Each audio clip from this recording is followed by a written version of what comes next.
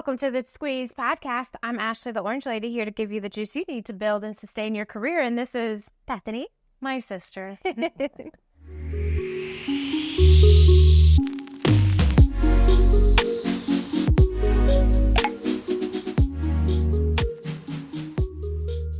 So I want to address a topic that is touchy but important. Okay. And let me give a little background. I have a good friend, shout out to Kiana, that works for the JED Foundation. The JED Foundation, you know what, let's just pull this up. So JED is, as most people know it, like suicide prevention or support. And they have a lot of mental health resources and trainings. From their website, it says, JED empowers teens and young adults by building resiliency and life skills, promoting social connectedness, and encouraging help-seeking and help-giving behaviors through our national recognized programs and media and partnerships. So it is not just like resources for, hey, I'm suicidal, what do I do? Part of what I think is so incredible about JED's work and what Kiana is doing is training people how to recognize like signs and see and navigate that really touchy subject when you see someone that you think could be struggling. And I have learned so much from her. I love, the JED content and what they're doing. So I pulled one of their articles to kind of talk about it. It's called How to Follow Your Instincts When You're Worried About a Friend.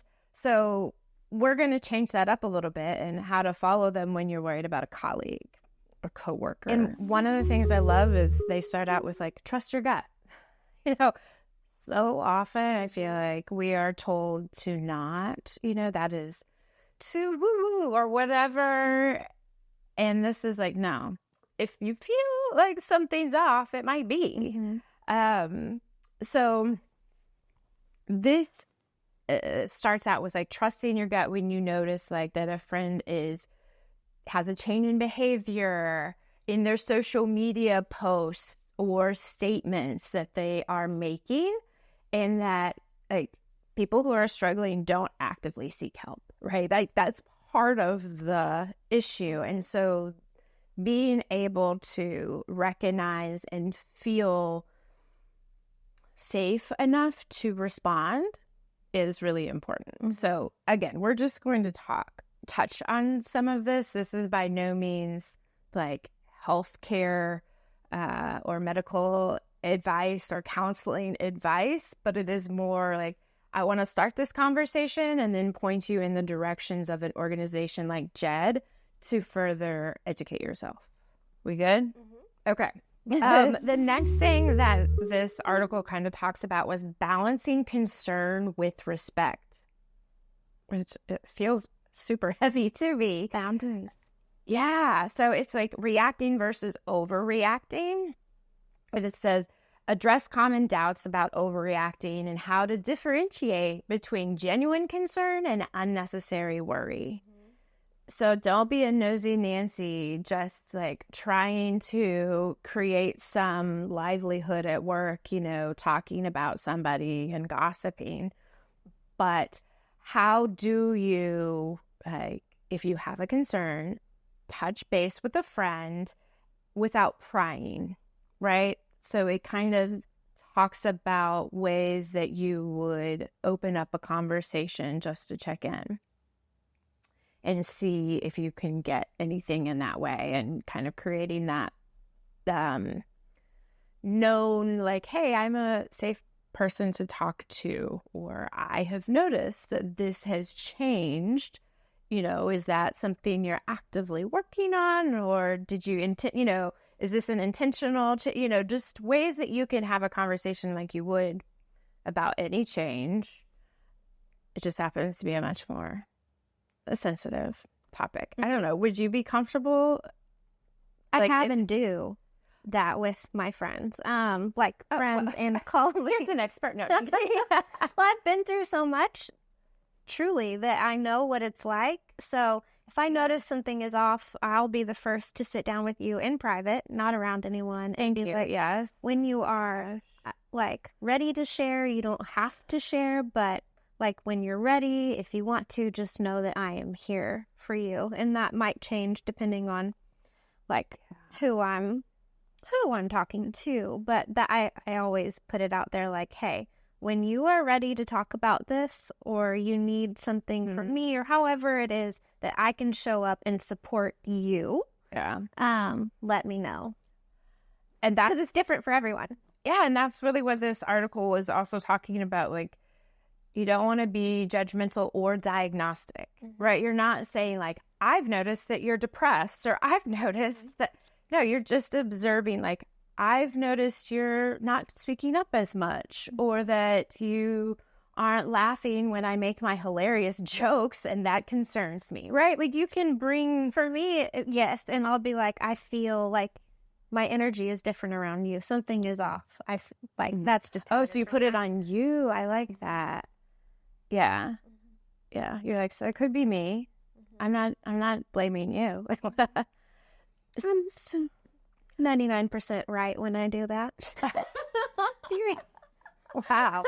So, okay, we're going to have Bethany handle all of that difficult conversations. Like, invite friends, invite your colleagues to open up about their experiences in a supportive, non-intrusive manner. And I think that's a great way to do it.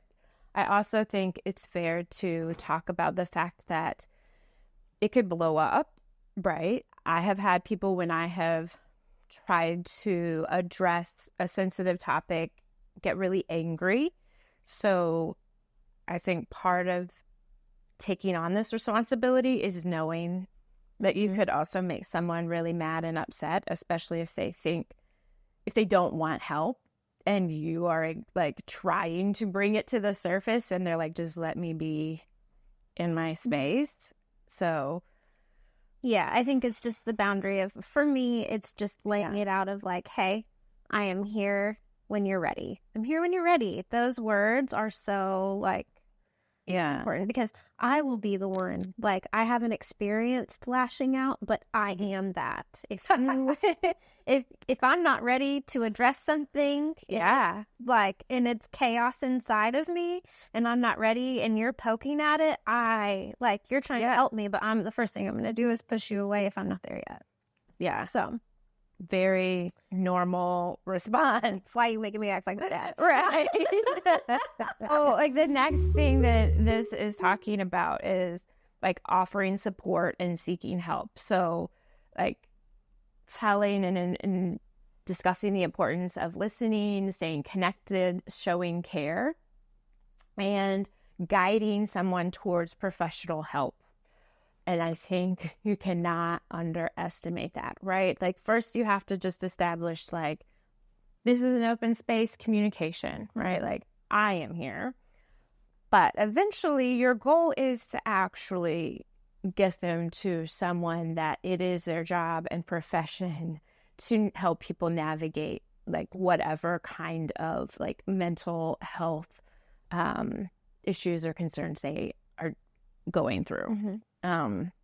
And that can also, that's why I say, like, that is a gentle guidance after you've established like an openness and like connected in some way. Because if you just come out and are like, hey, seems like you could really use some therapy. I mean, how disrespectful. Even though I'm sure people wanted to say that to me before. But that also needs to be a little bit more normalized. So yeah. It doesn't have to be what, like, I feel attacked. Yeah, it shouldn't be like that. Yeah. Well, and that is why I do openly talk about counseling, therapy, because I do want to normalize it. It is fantastic. Like, I honestly, you are missing out if you are not doing it. Now, if you don't have health insurance, that's a different topic, and I am very, that's a different issue altogether that makes me angry. So the next piece of this is like broaching the subject with others, which I was like, oh, very good point. So they're talking about discussing this with other with friends, but I'm changing that to colleagues. So Explain when and how to talk to mutual colleagues about concerns, ensuring the conversations are respectful and focused on support. So you can, you need to know who the people are that you can even have that conversation with, because some people will just want the tea. They're just like, tell me all of the, workplace gossip just for themselves, but they aren't actually going to do anything. And this talks about like when to involve trusted adults. So this is for like younger listeners, people that are, maybe you are in school, in, high school or college, or a young professional, like turning to somebody that is a trusted peer or mentor for additional support. Like, don't feel like you can talk about these things outside of work too without exposing anyone's name or situation, right? Like, that is a great way to start if you don't feel like there's somebody at work that you can talk to that would also maintain that like level of like circle of trust. So I really like this. Like, I have done this too before. Like, hey, I have a situation with someone that I, work with, and this is what I'm experiencing. How would you navigate this? What would you do? I'm not very close with them, or maybe I am, So I really like that. Again, JED, J-E-D, foundation.org. We'll put the link in the caption and everything. And this is also my request. Kiana, please come on the podcast. We want to talk to you. You're the real expert in this. Like, this was me taking one of the JED articles and, sharing that information. But you can find this article and more on JED. And if you liked this, share it or comment. Let's talk to Kiana. I love that. Okay, cool. Now I've got the juice. Time to put it to use.